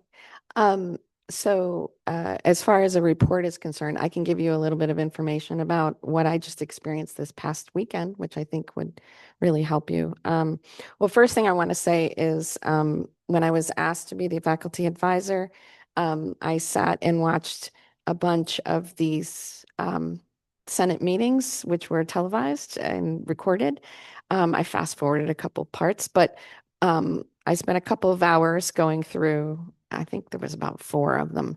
And I was very impressed with the professionalism of all of you. And I just saw this semester only, so I could get to know who you guys were. So I was impressed, everyone who presented or spoke, and you should be very proud of yourselves for being involved in a committee like this. I'm also pretty impressed today with how much involvement that you all have in the various activities and reporting on the various activities that you've been conducting and giving a report about those. I'll give you a little bit of my activity so that maybe that can help you. I attended an event in the Department of Art and Design this weekend, which was called the Creative Path Summit. And we had alumni from our department who spoke and also mentored a lot of our students. They brought industry professionals in, a rep from Adobe, who we know very close, Tom Opushinsky. He started very early with the development of Adobe's Firefly. So the fact that we had this individual in several times before he even moved to Adobe, and then he was part of that creation. So that's pretty interesting. I know a lot about the development of generative AI and imagery because of Mr. Opushinsky and my close relationship with him. So that was really fun and great to have. We also had a human resources person from Legendary Pictures, Legendary Entertainment, who provided a lot of advice for students on how to get through the human resources process of large corporations, entertainment corporations, which is really helpful. Also an alumni who spoke from Panda Express. Panda Express has a Panda Cares program, which 100% of their proceeds go to the community, and they have something like 150 hospitals that they have rooms for kids. And so that was pretty interesting as well to see the community impact and having our students understand the social impact is very, very important, which is something I'm very strongly into social impact if you look me up. But also, I wanted to just share all of those things because I thought that it was important for you guys to understand that our alumni are very helpful within our areas. And I know that there's an alumni association and there's an alumni department, but in the art department, we feel there's still a little disconnect and we need to create that more connection. And since you guys are going to be the alumni, you might want to also think about that in the future as well. And then finally, my own reference, and this is what I always offer to any students. I've been here since 2001, so I know about the CSUN culture now, and I am available to you all for any kind of questions, resources, any advice, even if you want to talk. I try to act as a mentor to my students. So I'd love to be that resource for you all, especially if you're overwhelmed and running into stress. I'm a good motivator and a good speaker to kind of bring you down and give you a little tools of my own that I've used within my students. I'm not a professional psychologist of any way, but as a professor and dealing with students over the last 24 years, I have helped a lot of students find resources and also to let them see the bigger picture of life and not so stressed at the littlest things that you guys go through and trying to accomplish everything that you need to accomplish. So I just wanted to let you know that I am available and I welcome you to reach out. I have a Calendly, as I mentioned, and even in that Calendly, which is way beyond my teaching advisement hours that they require from us, I also am open if anything doesn't match your advisement that I can match it and give you any kind of advice or talk or anything. Okay. So that's what I just wanted to, so it's a report in some way, but it's also just encouragement. And thank you very much for having me. Thank you. Thank you so much, and we're really excited to have you with us every Monday. Are there any questions on the faculty advisors report? Okay, seeing and hearing none, we will move over from unfinished business into new business. Is there a motion on the floor for line item A? Senator Umano. I move to allocate $8,500 to AS Productions from unassigned contingency for 7 white AS branded canopies. Thank you. Is there a second? Oh, Senator Dominguez. Thank you. Is there any discussion? Vice President Jimena Aragon. This is just a general question I have for a lot of our supplemental funding requests. Okay, first of all, let me remind you all. So sometimes you will see the original request with a certain amount of money, and then the highlighted one is different. The highlighted one is the one that the Finance Committee recommends. So that's why it may be a little bit different for you to keep in mind. We're approving the one that is highlighted in yellow. So my question is, last year, a lot of the times when we had the breakdown, we also had what or how much each individual item was. So I don't know if that's something that we should expect this year too, or if this is just particular to this funding request.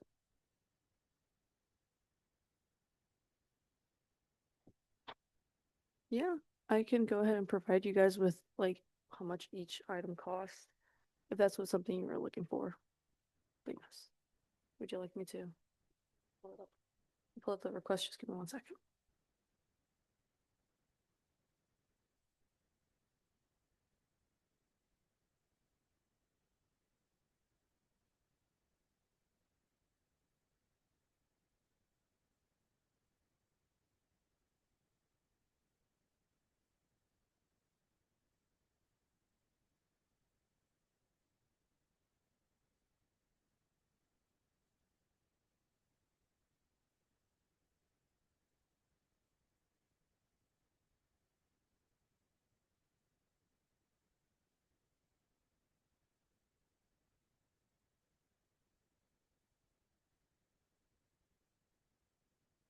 So in this request, I was not provided with the number, but with just the calculations, considering that we are purchasing 7 canopies and they're requesting 8,500, it was $1,214 for each canopy.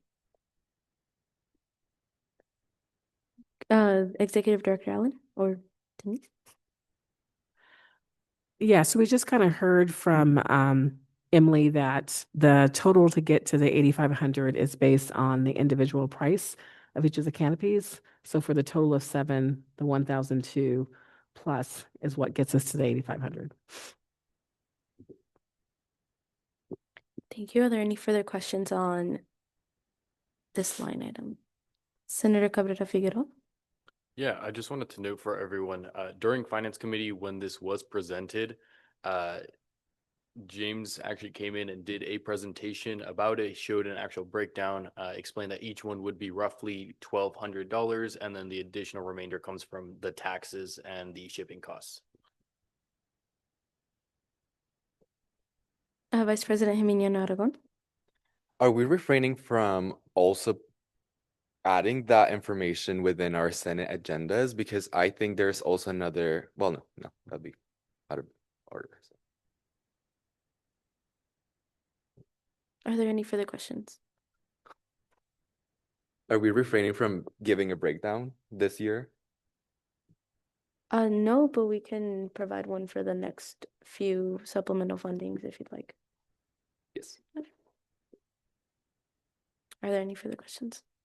Senator Gabino? I don't know. It seems pretty broken down on there.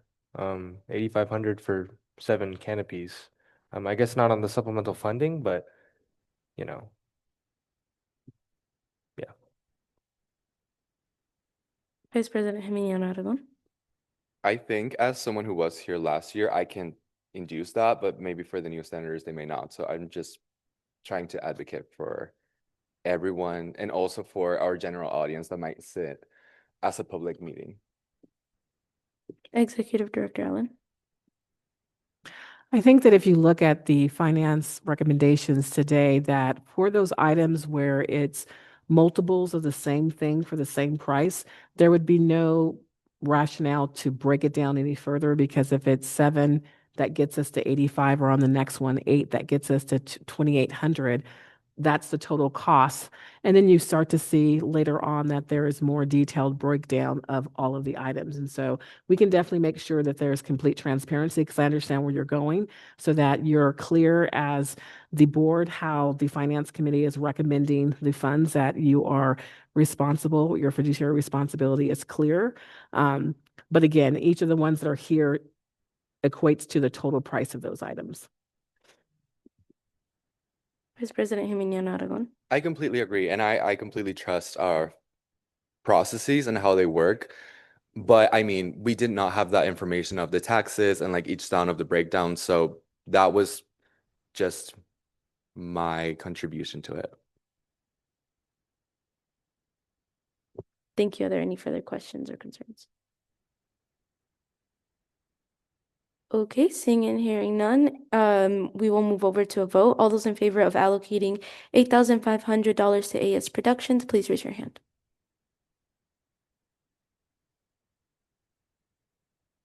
Thank you. All those opposed? Thank you. All those abstained? Okay, this motion passes. We will now move over to line item B. Is there a motion on the floor? Senator Arias-Gomez? I move to allocate $2,836 to AS Productions from unassigned contingencies for 8 bike barricade covers. Thank you. Is there a second? Senator Dominguez, is there any discussion? Senator Cabrera Figueroa? Yeah, just so everyone's aware and on the same page, the bike barricade covers, obviously they cover the little gate barricades they put in the way when they have the farmers market events like that. The idea is to have these similar to marketing pieces where they will be generalized to say CSUN. We were shown an image where it's like a little photo reel on the left side of black and white photos of CSUN and life on campus. The lettering CSUN, very general, very basic, just to make sure it can be used for every event. And it is always a staple promotion that can be used across several departments. Thank you. Is there any further discussion? Senator Dominguez? Echoing the like similar concerns that were voiced in the last line item, I think it would have been helpful if the image that was mentioned by the other senator was provided in this agenda so that then we had an idea of what they look like, because I know that there was some confusion about like what those were exactly and how they would be used. But yeah. That's definitely something we can explore, but like Senator Cabrera Figueroa and Chair Finance Tourette did mention, this presentation was given at Finance Committee, and Finance Committee is also public. So that's also something that we can explore further if you guys would like. Vice President Jimena Aragon? Senators are not required to attend a finance committee, so even though they're public, they shouldn't be expected to always be there. That's understood. I'm just saying it can definitely be something we can explore later on because the presentations are given at Finance Committee, and Finance Committee gets the presentations, I want to say, after the Senate agenda is already submitted. So it creates a lot of difficulty in trying to get those images provided to all of you guys and having the items then put onto the agenda. So it's something that we can discuss with our executive director and our finance committee. Executive Director Allen? So a couple of things. The agenda actually goes out Wednesday at 9 o'clock. You have an opportunity to review the agenda, to ask questions so that we can get information to you. I have taken some copious notes, and we'll make sure that we do a couple of things moving forward, that we provide you with the actual requests that we receive at finance so that you can have that as a part of your agenda packet. If we receive a presentation prior to, we'll include that information as well. If we receive it at the actual meeting, we will not provide it to you. But again, if you have detailed questions, our chair of finance, our assistant chair of finance, as well as myself and controller are available for you to ask detailed questions to help you feel more prepared to respond to any requests before you. Senator Cabrera Figueroa? Yeah, so in response to another senator's concerns, yes, not seeing the photo is very difficult in making a final determination. How I explained the photo, just to give a little more context, and because I had the exact same concern when the presentation was happening. So the left side will be little photos of CSUN campus life. The center will be solely red and an empty space. When I had asked about this is also an opportunity for other events to market on that same barricade cover. So if there's a specific event going on, the flyer can be placed there. There's still flexibility in there. But this is definitely, I think it's useful in the moment. Looking into the future, we can also look into student-based alternatives for producing this. Thank you. Are there any further questions or discussion items? Okay, seeing and hearing none. All those in favor of allocating $2,836 to AS Productions, please raise your hand.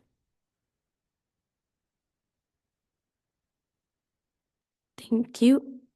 All those opposed? Thank you. All those abstained? Okay, this motion passes.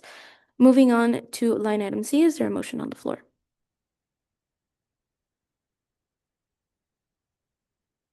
Senator Gavino?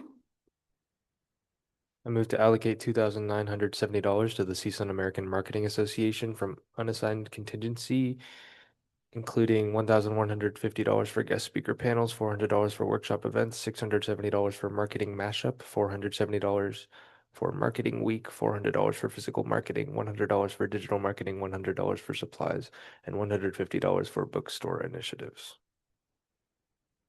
Thank you. Is there a second? Senator Dominguez, is there any discussion? Senator Basilio? Just to clarify, we can't give out more than $500, I believe, for guest speakers. So I just wanted to make a note that obviously we're not giving $1,150 for just one guest speaker. It's for multiple. So just putting that out there because it's obvious again to someone like me. Oh, 400? Okay, just kidding. So we're not giving more than $400 to any one guest speaker. That's it, just to clarify. Okay, thank you. I would like to make a recommendation to amend line item C to say the 2025-26 fiscal year. It is wrong on the agenda. Senator Quiroga. I move to I move to amend the agenda under line item C to say 25-26 instead of 24-25. Thank you. Is there a second on the amendment? Senator Basilio, is there any discussion? Okay, Executive Director Allen. Yeah, at this point, there's no need to amend the agenda. What you're doing is amending the actual action item. And in the original motion, the year was not included. So the motion should be amending to add for fiscal year 25-26. Thank you for the clarification.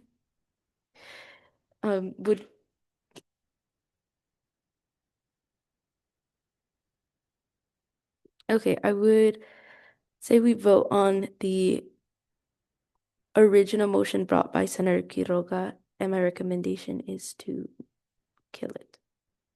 So, all those in favor of the Point of motion, order, point of order. We are voting on the amendment of the motion, right? Just because you said the main motion. the amendment was brought by Senator Quiroga, the main motion was brought by Senator Gavino. Okay, all those in favor of approving the amendment, please raise your hand. Thank you. All those opposed? Thank you. The original motion fails. Now, the amendment fails. I'm so sorry. The amendment fails. Is there any further discussion? Senator Gavino. I move to amend the motion to add for the 2025-26 fiscal year after contingency. Thank you. Is there a second? Senator Arias Gomez, is there any discussion on the amendment to the motion? Okay, seeing and hearing none, all those in favor of approving the amendment to the motion, please raise your hand.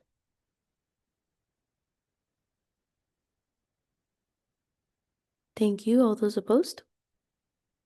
All those abstained? Okay, the amendment passes. Now moving back to our original motion, is there any further discussion?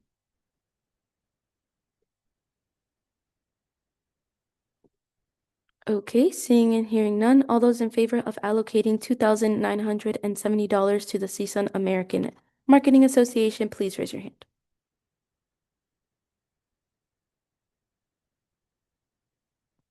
Thank you. All those opposed? Thank you. All those abstained? Thank you. This motion passes. We will now move over to line item D. Is there a motion on the floor? Senator Umana? I move to allocate $27,725 to the Sports Clubs program from the capital investments budget to purchase a tiny mobile robot. Thank you. Is there a second? Senator Maine, is there any discussion? Senator Gavino?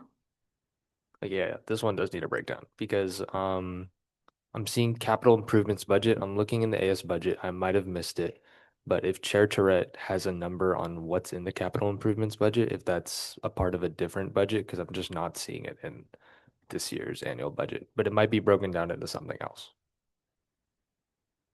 Yeah, so I could actually provide you with a more thorough breakdown for the tiny robot because there's more that goes into it. However, for the capital budget, so it's reserved. So this is a separate budget that isn't kind of under the budget. These are reserves, and we have roughly for capital improvements, we have $290,567. Senator Gavino? And then, yeah, that would be appreciated if you could just go into, because I know it's for sports clubs. It's just something that we're, sharing with the USU, using their fields, just anything like that. Because I know that the price for the robot varies just looking it up online. Yeah. So for the tiny robot itself, it is $21,750. For the 1 year subscription, because we have to pay an annual subscription for it, it is $1,990.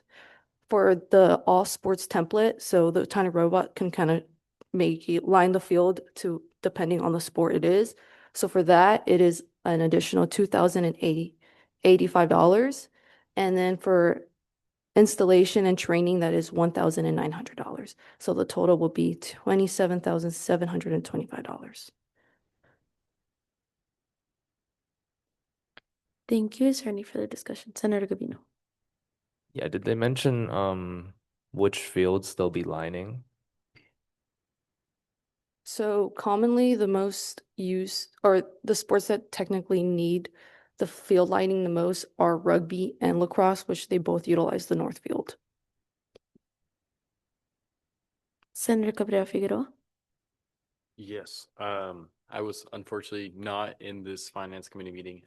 Could you give the total amount for the yearly subscriptions again? So for the 1 year subscription is $1,990. Senator Gabino. Yeah, I'm assuming there was a presentation that was given about this. Obviously, it's a large amount of money. Did they express how much per year they're spending now on painting and lining the fields? So for clarification, they didn't give us a presentation, but they gave us just kind of a paper.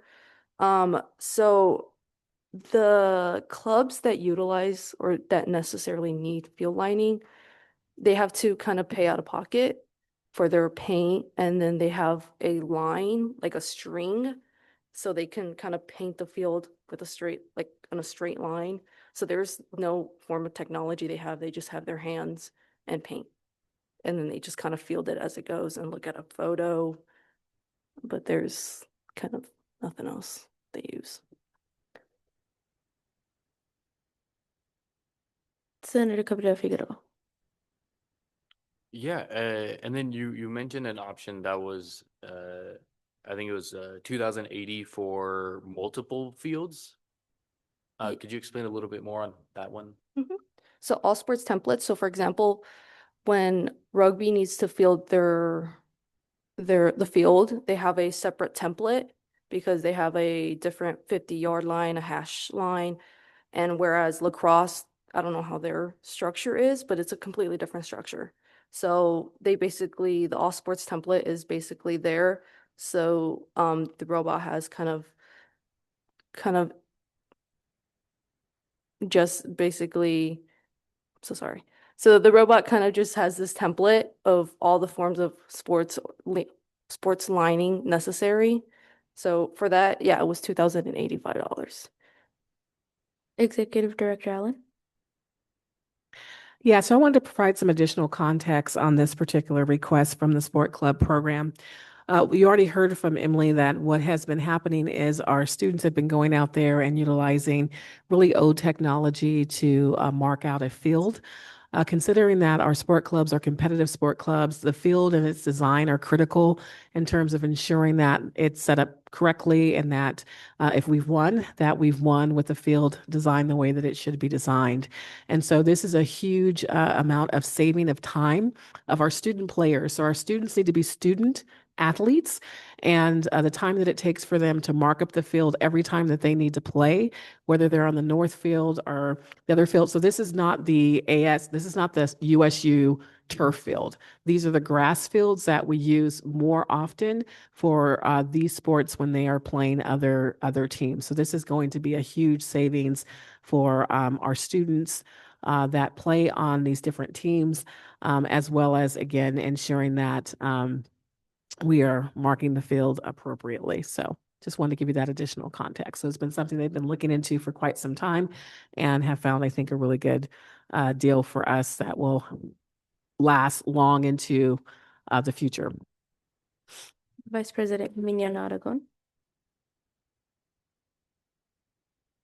Thanks for the information. I now see the importance of it. However, Personally, I don't feel confident enough to vote without this information. I would have loved to see that letter and all of the details of the why it is important, and especially like such a big amount of money.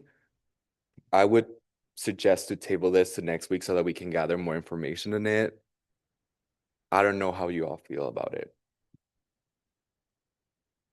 Senator Cabrera Figueroa.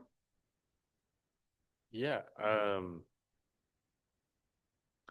I am personally of a similar, this is just not how I was used to sports being. It was always a very key, well, at least I was taught it was a key instrumental part to have the team work together on assignments like this to build the camaraderie.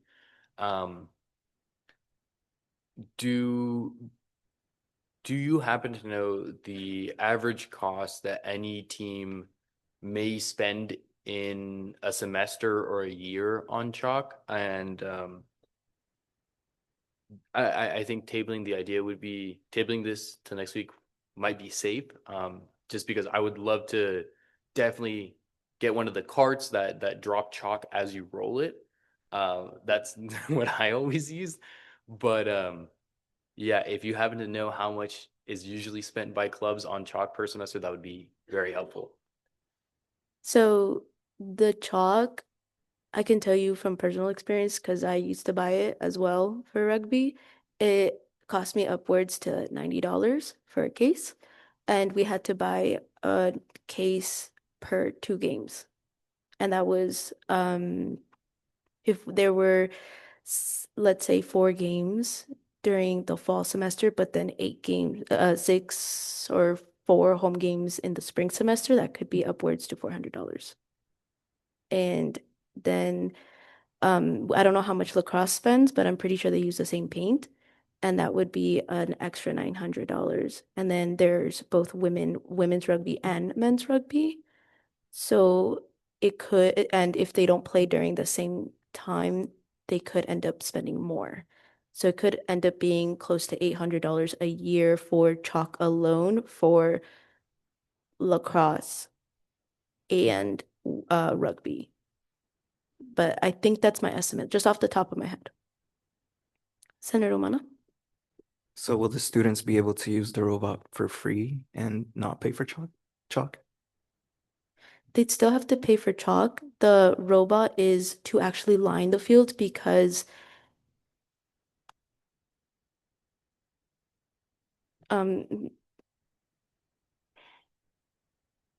sorry, the robot is to actually line the field because they are required by the refs to have a correctly lined field. And if the field is not lined correctly, they could either have to reschedule or they would have to redo it day of. Oh, Senator Quiroga? As mentioned earlier, I was at that meeting also when they were presenting this item. They said that this robot will actually help them a lot because sometimes the players themselves have to sit there with a ruler and literally mark out every individual line. Well, this robot can literally just push a button and line it themselves. And like President Stravia said, they sometimes can get in trouble for having the line be wrong and have it be a wrong field, have to redo the entire thing over again. So even though there is, I do agree we should table this and get more information on it, but just to provide more context, it would help them a lot for this purpose of like getting it to be correct and be more accurate. Chief of Staff Boberg? We mentioned the yearly subscription cost. Do we know the total upkeep cost each year for this robot?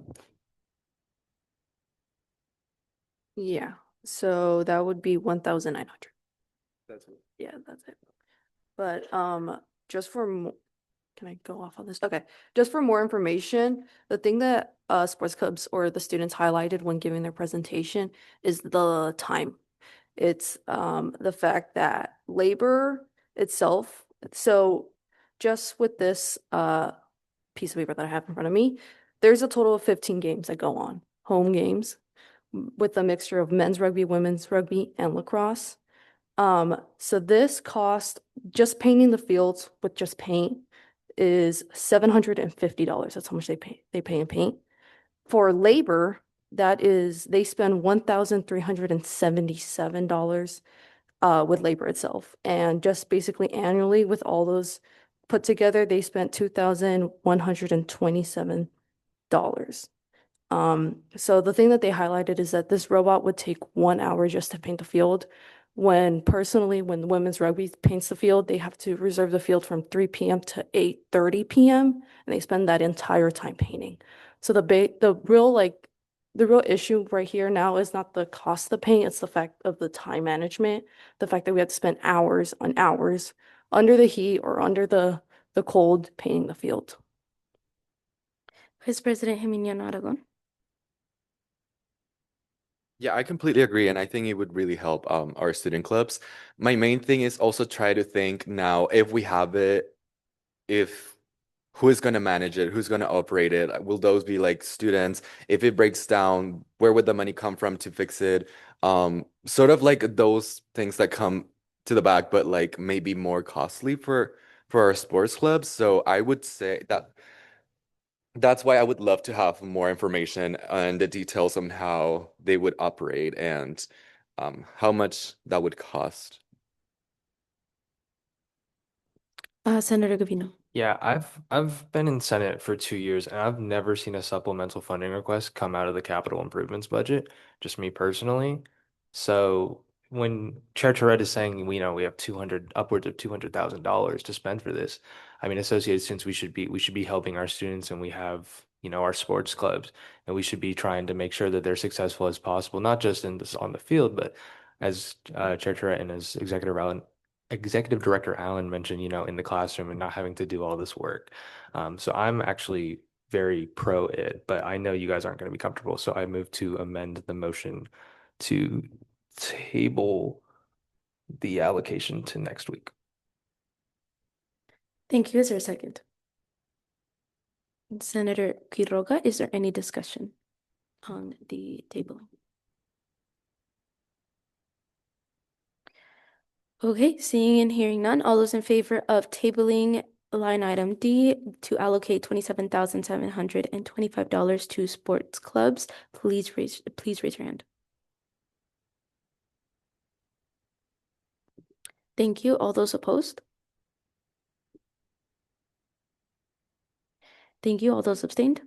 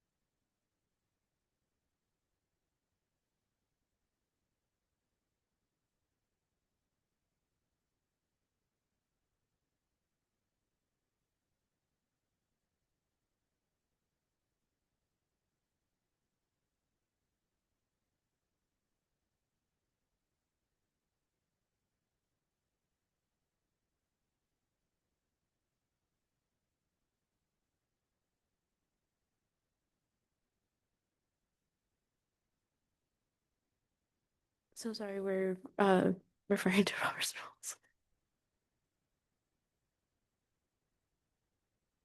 rules. Madeline, our government secretary believes that we need 2/3 in order to table, but I don't think so. No, we just need majority. Okay. Thank you. So then we have tabled line item D. We will now move over to information items, starting with our business senator report at Diaz. She is out sick, so if any of you guys are interested in seeing her report, please refer to the agenda. We will now move over to our Health and Human Development Senator Contreras report. All right. Hi, everyone. So for my Senate event with my co-senator Umana, we have worked on promotion. So I don't know if you've seen it on Instagram. A lot of clubs have been reposting. I also worked with the Health and Human Development influencer to post about it on their Instagram. Also sending invitations to chairs and clubs to attend our event. And also to present some classes so people can actually know about the event because they don't have social media. And our event is tomorrow in the Thousand Oaks room from 12 to 3. We won't have Wingstop, but we'll have pizza if anybody wants to come and support. Also for my personal project, I sent a request for the newsletter. I haven't heard back, so that'll be my goal this month.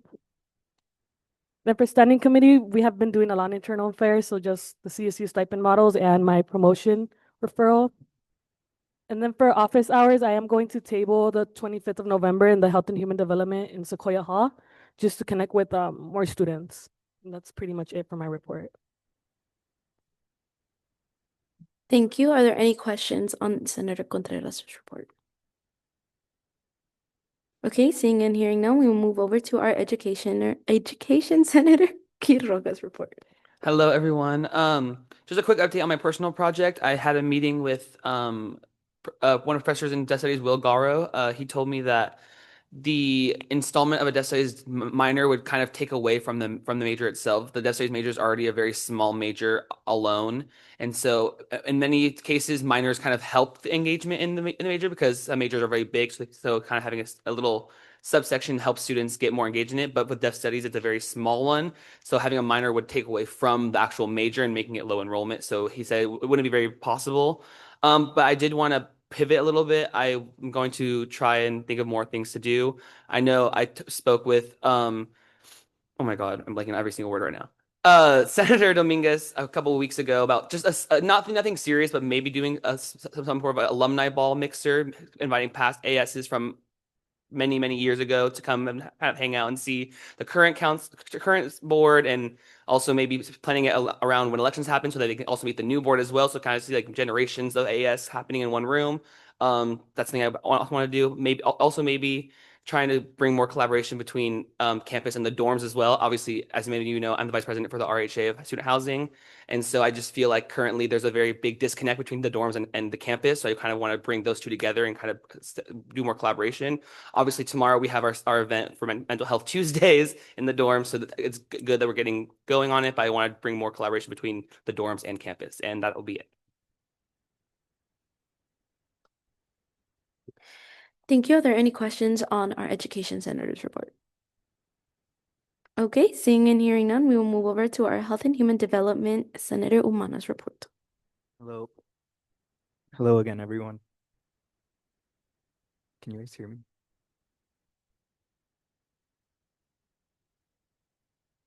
Can you guys hear me? All right.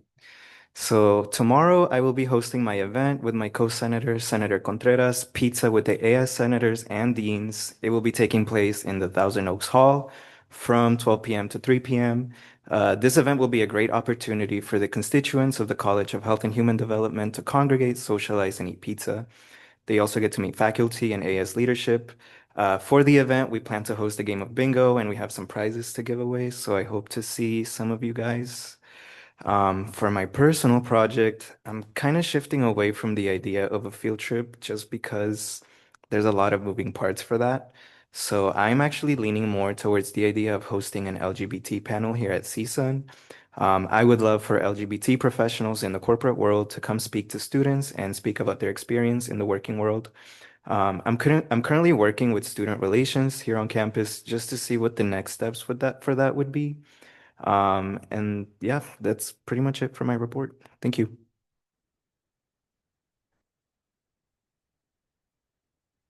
Thank you. Are there any questions on Senator Umana's report? Okay, seeing and hearing none, we will move past discussion items to legislative referrals. I have one by Senator Garcia titled Letters in Support of HSI Grants. The request is as follows. After attending HACU and learning about HSI grants being under attack, I want to explore the possibility of communicating with the California Congress members to support HSI grants. This was suggested to go to External Affairs, and it will go to External Affairs. The next one is submitted by Vice President Emiliano Aragon, titled Revising Vice President's Code. The request is as follows: current practices that should be codified. For adding to the code, the Vice President shall, in collaboration with AS President, perform monthly check-ins with the University President and Vice President of Student Affairs to advocate for student needs and get updates on CSUN's administration. The Vice President shall perform monthly check-ins with the Department of Police Services. The meetings shall include the DPS Director of Diversity, Equity, and Inclusion, and either the Chief or Deputy Chief to communicate current feedback for students on security and address any students' well-being concerns. This was suggested to go to Internal Affairs, and it will go to Internal Affairs. The next one was submitted by Senator Atias, titled Anti-Semitism Training Review. The request is as follows. To review adding anti-Semitism awareness training on campus, ADL data shows anti-Semitic incidents are up 344% in the last 5 years and 893% in the last 10, which is the highest on record. This should help make sure Jewish students feel safe and supported just like any other group on campus. This was suggested to go to either External or University Affairs, and I will send it to University Affairs. The last one was submitted at 11:05 a.m. by Senator Cabrera Figueroa, titled Senator for College of Social and Behavioral Sciences. The request is as follows.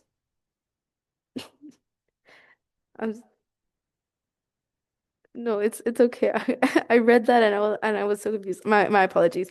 The request is to list all existing contacts with DPS and LAPD that may or may not be accessible and identify any manners by which to make sure DPS is compliant with university missions and expectations of conduct. This was suggested to go to either External or University Affairs, and I'm going to send it to External. Okay, that was the last legislative referrals. Today was the last day to submit legislative referrals. So please work with your committees to finalize any final actions on your legislative referrals, as you all need to figure out whether these legislative referrals have action or will be tabled for next semester. Now moving on to announcements. Are there any announcements from the board? Senator Gavino. I have an event. It's just like a town hall / mixer for AMC students, 12 to 3, USU East Conference Center, Tahunga Room. Be there. That's Freeport us. Thank you. Thank you. Are there any further announcements? Senator Diaz-Gomez.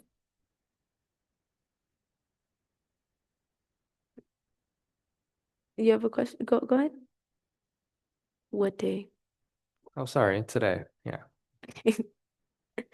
Thank you. Are there any further announcements? Okay. Oh, Executive Director Allen. Just a couple of reminders. Want to remind you about Moo Day, which is this Wednesday from 12:30 to 3. And then as well, this Friday, the meeting with the student trustee is just 30 minutes. I really hope that you can plan to be here to meet with the trustee. That is the highest student voice within the CSU system. And so I would encourage you all to be there to meet and engage. Thank you. Are there any further announcements? Senator Cabrera Figueroa.